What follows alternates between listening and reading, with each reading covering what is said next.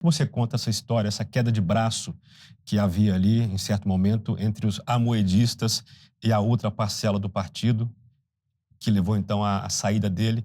E a segunda pergunta é se ainda hoje existem quadros da época da fundação no partido. Existem quadros ainda da época da fundação do Quem partido. são Um essas dos pessoas? quadros, por exemplo, o Christian Lobauer, Sim. né? Mas eu vejo que cada vez menos pessoas alinhadas ao João. Eu diria que dentro, por exemplo, hoje da direção do partido, não tem mais ninguém que seja ligado a ele. O que aconteceu, de fato, é que o João ele tinha uma vontade de ser presidente da República e ele criou um partido para isso. Isso não era claro antes.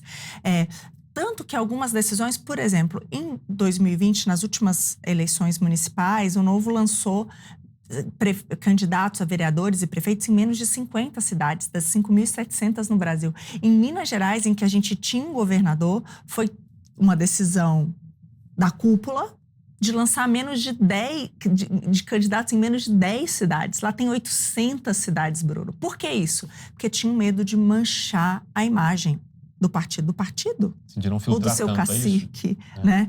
Então, não aceitava. Como é que pode ter um partido político com medo de crescer e de ter lideranças? Então, claramente, acho que ficou isso é um exemplo, eu acho que muito claro, de que existia alguém que estava acima do projeto de partido. E o partido entendeu isso. E aí começou a se movimentar.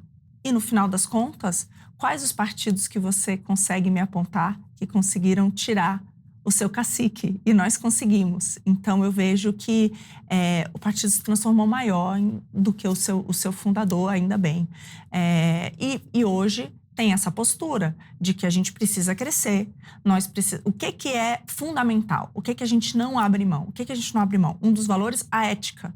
Então, isso de fato é um ponto no partido que não tem conversa. A gente já expulsou pessoas que não cumpriram esse pré-requisito dentro do partido. A gente tem aqui perto, em Campinas, um vereador do Novo. Dos 33 vereadores, 32 estão sendo investigados pelo Ministério Público e um não. Então, tem valores que a gente não... Não é investigado? Um único que não é investigado. Mas E a gente no mesmo esquema ou em variados esquemas? Em variados esquemas. Então, é uma coisa que Por que será, né? Então é algo que a gente preza e que a gente vai continuar prezando. E os valores da direita, tanto que o Novo, acho que é o único partido no Brasil que tem lá numa cláusula, a gente não pode coligar com partidos de esquerda, a gente não pode coligar com o PT, tem lá escrito, PSOL, nada disso. O Novo, de fato, é o partido quando você pega como votam os deputados, desde que existe o Novo dentro do Congresso, é o partido que vota de maneira diametralmente oposta ao PT e ao PSOL. Então, a gente vota de maneira contrária. A mesma coisa quando você pega as nossas ações que a gente entrou na justiça, né, contra diversas arbitrariedades, ou o que aconteceu, tanto no executivo quanto no legislativo, e você vê de maneira diametralmente oposta à esquerda. Então, a gente é um partido, de fato, de direita ética. E a gente mas a gente precisa crescer desse jeito. Então, não é uma liderança apenas, não é um projeto pessoal como era antes. É um projeto de país. Esse conflito que havia lá entre o Amoedo e os seus, e vou dizer, o outro lado, me parece que estava em dois pontos, principalmente. A questão do fundo partidário, que ele era contra usar, não é isso? E o apoio ao Bolsonaro. Eu posso contar essa história desse jeito ou é algo mais profundo que isso? É bem mais profundo que isso. Eu diria que estava atrás ali um projeto de poder do próprio João. Por quê? A questão do fundo partidário e do fundo eleitoral, por exemplo, fazia muito sentido no momento em que o Novo foi criado, em que 80% do financiamento das campanhas no Brasil vinham do setor privado. O setor público era responsável por pouco desse financiamento. Depois disso, isso mudou completamente. Primeiro que os valores explodiram, né? A gente tinha ali em 16, nem tinha fundo eleitoral. Então, imagina, hoje a gente está falando de 5 bilhões, é o maior do mundo, disparado.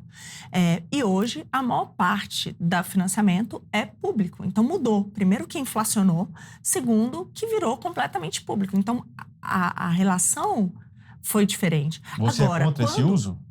Não sou mais. Não, acredito que... Por que mudou de ideia? mudei de ideia porque a gente precisa estar lá para conseguir acabar com esse fundo. Eu acho que o fundo ainda ele é muito ruim. Ele acaba fazendo com que os caciques fiquem cada vez mais fortes. A gente agora, por exemplo, o Salles está vindo de volta para o Partido Novo porque ele não teve espaço. Está voltando. Então, ele não teve espaço para atingir, talvez, né, a ambição que ele tinha na política. E assim acontece em diversos partidos. Então, o fundo ele acaba dando mais e mais poder para esses caciques que decidem quem vai ser eleito, quem vai ser reeleito, e acaba fazendo com que sejam sempre os mesmos. Então, você impede a renovação, você impede que boas lideranças, às vezes, alcancem aquilo que elas querem por conta de outras negociações, né?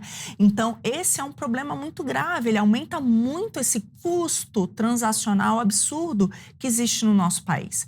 Ele é antidemocrático, mas para que a gente mude a situação do Brasil, inclusive seja contra esse fundo, a gente precisa estar lá. Então, a gente precisa de representatividade. Não dá para a gente entrar numa guerra em que todos os seus concorrentes têm bazuca e a gente entrar de canivete. Então, a minha visão mudou. Outro ponto importante que eu vejo, o João, bem ou mal, ele tinha muitos recursos. Então, isso também permitia que ele mandasse muito no partido. Recursos pessoais. Pessoais, né? Então, o bem ou mal, aquelas pessoas a que ele tinha acesso e o seu patrimônio, tudo isso fazia com que ele fosse uma mão também financeira pesada dentro do partido. E hoje, ao usar isso, a gente também acaba diminuindo esse tipo de poder.